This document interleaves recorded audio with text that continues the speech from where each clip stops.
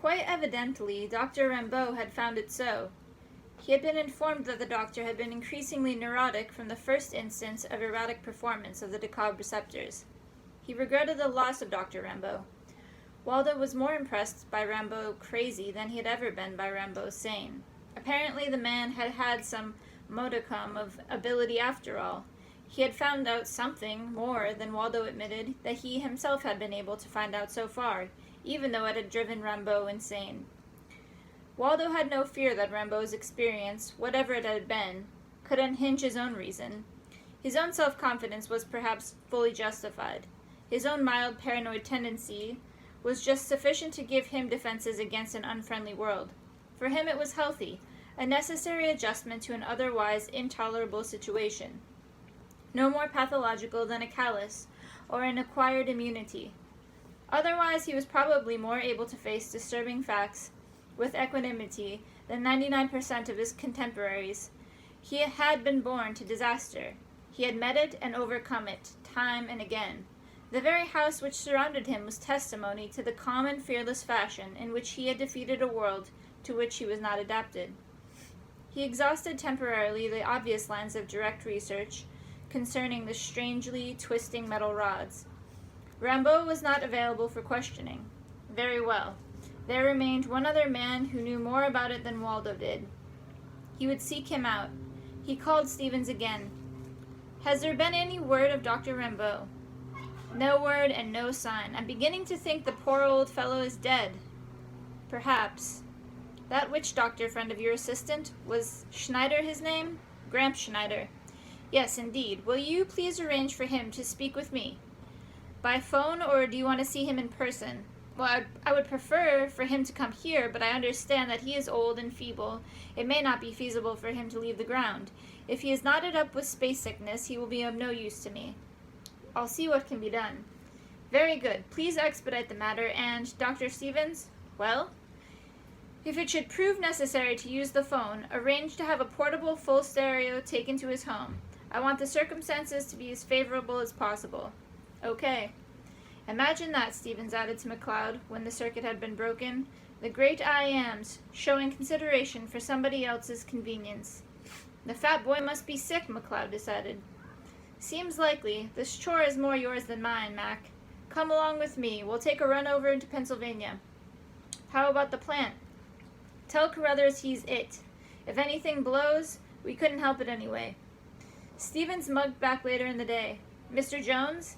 "Yes, doctor?" "What you suggest can't be arranged." "You mean that Schneider can't come to Freehold?" I mean that, and I mean that you can't talk with him on the view phone." "I presume that you mean he is dead." "No, I do not. I mean that he will not talk over the view phone under any circumstances whatsoever to you or to anyone. He says that he is sorry not to accommodate you, but that he is opposed to everything of that nature. Cameras, cinecams, television, and so forth. He considers them dangerous. I'm afraid he is set in his superstition." "As an ambassador, Dr. Stevens, you leave much to be desired." Stevens counted up to 10 and then said, "I assure you that I have done everything in my power to comply with your wishes, and if you are dissatisfied with the quality of my cooperation, I suggest that you speak to Mr. Gleason." He cleared the circuit. "How would you like to kick him in the teeth?" McLeod said dreamily. "Mac, you're a mind reader." Waldo tried again through his own agents, received the same answer. The situation was, to him, almost intolerable. It had been years since he had encountered a man whom he could not buy, bully, nor, in extremity, persuade. Buying had failed. He had realized instinctively that Schneider would be unlikely to be motivated by greed, and how can one bully or wheedle a man who cannot be seen to be talked with? It was a dead end, no way out. Forget it. Except, of course, for a means best classed as a fate worse than death. No, not that. Don't think about it. Better to drop the whole matter. Admit that it had him licked and tell Gleason so. It had been 17 years since he had been at Earth's surface. Nothing could induce him to subject his body to the intolerable demands of that terrible field. Nothing. It might even kill him. He might choke to death, suffocate. No. He sailed gracefully across his shop and over-patted Cupid. Give up this freedom even for a time? For that torturous bondage? Ridiculous. It was not worth it. Better to ask an acrophobe to climb Half Dome, or demand that a claustrophobe interview a man in the world's deepest mine. Uncle Gus? Oh, hello, Waldo. Glad you called. Would it be safe for me to come down to Earth? Hey, how's that? Speak up, man. I didn't understand you. I said, would it hurt me to make a trip down to Earth? This hookup, said Grimes. It's terrible. It sounded just like you were saying you wanted to come down to Earth. That's what I did say. What's the matter, Waldo? Do you feel all right? I feel fine, but I have to see a man at Earth's surface. There isn't another way for me to talk to him, and I've got to talk to him. Would the trip do me any harm? Well, it ought not to, if you're careful. After all, you were born there. Be careful of yourself, though. You've laid a lot of fat around your heart. Oh, dear, do you think it's dangerous? No, you're sound enough. Just don't overstrain yourself, and be careful to keep your temper. I will. I most certainly will. Uncle Gus? Yes? Will you come along with me and help me to see it through? Oh, I don't think that's necessary. Please, Uncle Gus, I don't trust anybody else. Time you grew up, Waldo. However, I will this once. Now remember, Waldo told the pilot, the absolute acceleration must never exceed 1 1/10 Gs, even in landing. I'll be watching the accelerograph the whole time. I've been driving ambulances, said the pilot, for 12 years, and I've never given a patient a rough ride yet. That's no answer, understand me? 1 1/10, and it should not even approach that figure until we are under the stratosphere. Quiet, Balder. Quit snuffling. I getcha. Be sure that you do. Your bonus depends on it. Maybe you'd like to hurt it yourself. I don't like your attitude, my man. If I should die in the tank, you would never get another job. The pilot muttered something. What was that? Waldo demanded sharply. Well, I said it might be worth it. Waldo started to turn red and opened his mouth. Grimes cut in. Easy, Waldo. Remember your heart. Yes, Uncle Gus. Grimes snaked his way forward, indicated to the pilot that he wanted him to join him there. Don't pay any attention to anything he says, he advised the man quietly, except what he said about acceleration. He really can't stand much acceleration. He might die in that tank. I still don't think it would be any loss, but I'll be careful. Good. I'm ready to enter the tank, Waldo called out. Will you help me with the straps, Uncle Gus? The tank was not a standard deacceleration type, but a modification built for this one trip. The tank was roughly the shape of an oversized coffin, was swung in gimbals to keep it always normal to the axis of absolute acceleration. Waldo floated in water. The specific gravity of his fat hulk was low, from which he was separated by the usual flexible, gasketed tarpaulin. Supporting his head and shoulders was a pad shaped to the contour. A mechanical artificial resuscitator was built into the tank, the back pads being underwater, the breast pads out of the water, but retracted out of the way. Grimes stood by with neoadrenaline. A saddle had been provided for him on the left side of the tank. Balder was strapped to a shelf on the right side of the tank. He acted as a counterweight to Grimes. Grimes assured him that all was in readiness, then called out to the pilot, Start when you're ready. Okay. He sealed the access port. The entry tube folded itself back against the threshold flat of freehold, freeing the ship, and gently they got underway. Waldo closed his eyes. A look of seraphic suffering came over his face. Uncle Gus, suppose the decobs fail. No matter, ambulances store 6 times the normal reserve. You're sure? When Balder began to feel weight, he started to whimper. Grimes spoke to him. He quieted down. But presently, days later, it seemed to Waldo, as the ship sank farther down into the Earth's gravitational field, the absolute acceleration necessarily increased, although the speed of the ship had not changed materially. The dog felt the weary heaviness creeping over his body. He did not understand it, and he liked it even less. It terrified him. He began to howl. Waldo opened his eyes. Merciful heaven, he moaned. Can't you do something about that? He must be dying. I'll see, Grimes said. Undid his safety belt and swung himself across the tank. The shift in weight changed the balance of the load in the gimbals. Waldo was rocked against the side of the tank.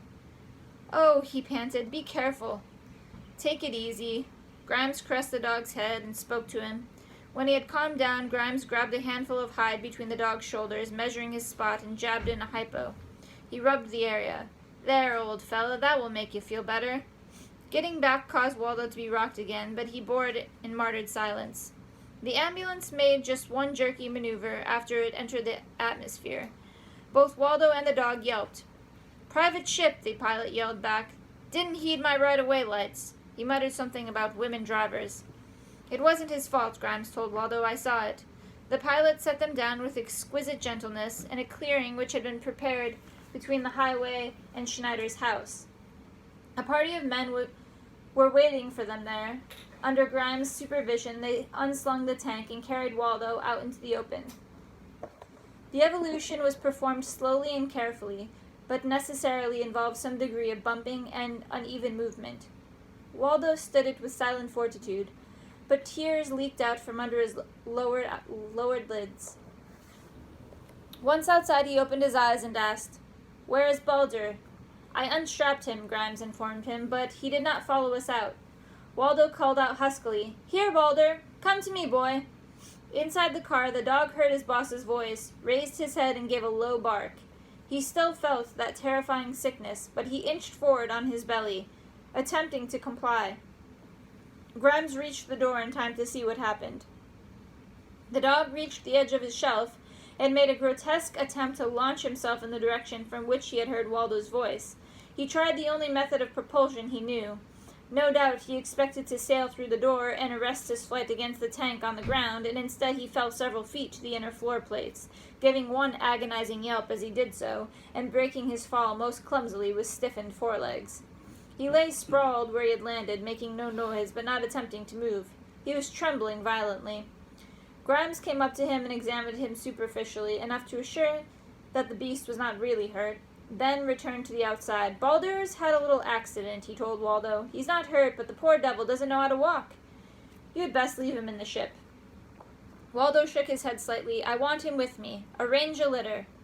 Grimes got a couple of the men to help him, obtained a stretcher from the pilot of the ambulance, and undertook to move the dog.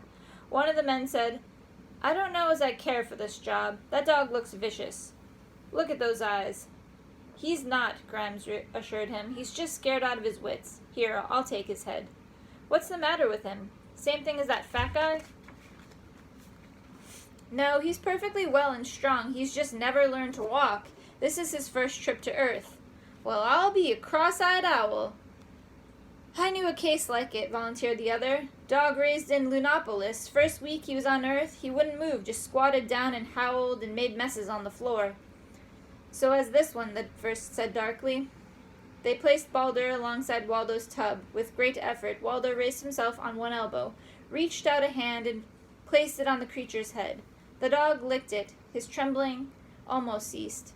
There, there," Waldo whispered. "It's pretty bad, isn't it? Easy, old friend. Take it easy."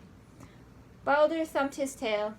It took 4 men to carry Waldo and 2 more to handle Baldur. Gramps Schneider was waiting for them at the door of the house. He said nothing as they approached, but indicated that they were to carry Waldo inside. The men with the dog hesitated. "Him too," he said. When the others had withdrawn, even Grimes returned to the neighborhood of the ship. Schneider spoke again. "Welcome, Mr. Waldo Jones." "I thank you for your welcome, Grandfather Schneider." The old man nodded graciously without speaking. He went to the side of Baldur's litter. Waldo felt impelled to warn him that the beast was dangerous with strangers, but some odd restraint, perhaps the effect of that enervating gravitational field, kept him from speaking in time. Then he saw that he need not bother. Baldur had ceased his low whimpering, had raised his head, and was licking Gramps Schneider's chin. His tail thumped cheerfully. Waldo felt a sudden tug of jealousy. The dog had never been known to accept a stranger without Waldo's specific injunction. This was disloyalty. Treason! But he suppressed the twinge and coolly assessed the incident as a tactical advantage to him. Schneider pushed the dog's face out of the way and went over him thoroughly, prodding, thumping, extending his limbs. He grasped Baldur's muzzle, pushed back his lips and eyes, his gums, peeled back the dog's eyelids, and he then dropped the matter and came to Waldo's side. "The dog is not sick," he said. "His mind confuses." "What made it?" Waldo told him about Baldur's unusual background. Schneider nodded acceptance of the matter. Waldo could not tell whether he had understood or not, and turned his attention to Waldo. "It is not good for a sprightly lad to lie abed. The weakness. How long has it had you?" "All my life, Grandfather." "That is not good." Schneider went over him, as he had gone over Baldur. Waldo, whose feeling for personal privacy was much more intense than that of the ordinarily sensitive man, endured it for pragmatic reasons. It was going to be necessary, he felt, to wheedle and cajole this strange old creature. It would not do to antagonize him. To divert his own attention from the indignity he chose to submit to, and to gain further knowledge of the old quack, Waldo let his eyes rove the room. The room, where there seemed to be a combination kitchen-living room, was quite crowded, rather narrow, but fairly long. A fireplace dominated the kitchen end, but it had been bricked up, and a hole for the flue pipe of the base burner had been let into the chimney. The fireplace was lopsided, as an oven had been included in its left side. The corresponding space at the right was occupied by a short counter which supported a tiny sink. The sink was supplied with water by a small hand pump which grew out of the counter. Schneider, Waldo decided, was either older than he looked, which seemed incredible, or he had acquired his house from someone now long dead. The living room end was littered and crowded in the fashion which is simply unavoidable in constricted quarters. Books filled several cases, were piled on the floor, hung precariously on chairs. An ancient wooden desk, crowded with papers and supporting a long, obsolete mechanical typewriter, filled one corner. Over it, suspended from the wall, was an ornate clock, carved somewhat like a house.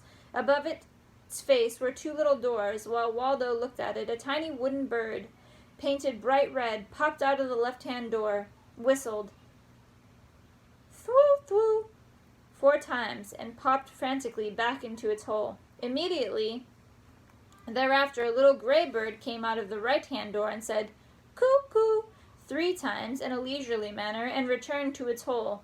Waldo decided that he would like to own such a clock. Of course, its pendulum and weight movement would not function in freehold, but he could easily devise a 1G centrifuge frame to enclose it, wherein it would have a pseudo-Earth surface environment. It did not occur to him to fake a pendulum movement by means of a concealed power source.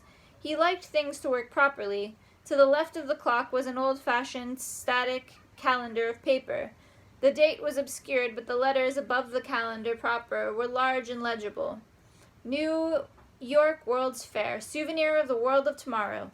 Waldo's eyes widened a little and went back to something he had noticed before, sticking into a pincushion on the edge of the desk. It was a round plastic button mounted on a pin, whereby it could be affixed to clothing.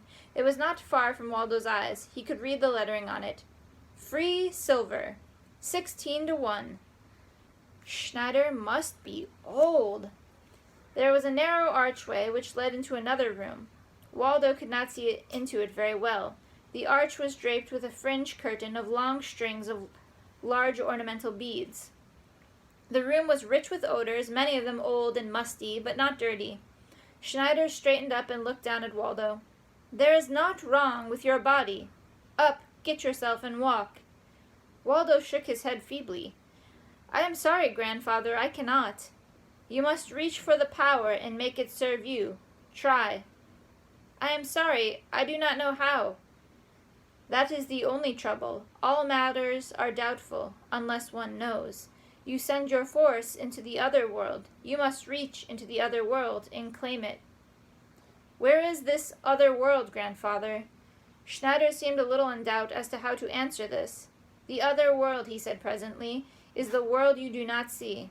It is here, and it is there, and it is everywhere. But it is especially here." He touched his forehead. "The mind sits in it, and sends its messages through it to the body. Wait." He shuffled away to a little cupboard, from which he removed a small jar. It contained a salve, or unguent, which he rubbed on his hands. He returned to Waldo and knelt down beside him. Grasping one of Waldo's hands in both of his, he began to knead it very gently. "Let the mind be quiet," he directed. "Feel for the power. The other world is close and full of power. Feel it." The massage was very pleasant to Waldo's tired muscles. The salve, or the touch of the old man's hands, produced a warm, relaxing tingle. If he were younger, thought Waldo, I would hire him as a masseur. He has a magnetic touch. Schneider straightened up again and said, "There, that betters you? Now you rest while I make some coffee." Waldo settled back contentedly. He was very tired. Not only was the trip itself a nervous strain, but he was still in the grip of this damnable, thick gravitational field. like a fly trapped in honey. Gramps Schneider's ministrations had left him relaxed and sleepy. He must have dozed, for the last thing he remembered was seeing Schneider drop an eggshell into the coffee pot. Then the old man was standing before him, holding the pot in one hand and a steaming cup in the other. He set them down, got 3 pillows, which he placed at Waldo's back, then offered him the coffee. Waldo laboriously reached out both hands to take it. Schneider held it back. "No," he reproved. "One hand makes plenty. Do as I showed. Reach into the other world for strength." He took Waldo's right hand and placed it on the handle of the cup, steadying Waldo's hand with his own. With this other hand he stroked Waldo's right arm gently, from shoulder to fingertips. Again the warm tingle. Waldo was surprised to find himself holding the cup alone. It was a pleasant triumph. At the time he left Earth 17 years before, it had been his invariable habit never to attempt to grasp anything with only one hand. In Freehold, of course, he frequently handled small objects one-handed, without the use of Waldo's. The years of practice must have improved his control. Excellent. So feeling rather cocky, he drank the cupful with one hand, using extreme care not to slop it on himself. It was good coffee, too, he was bound to admit, quite as good as the sort he himself made from the most expensive syrup extract. Better, perhaps.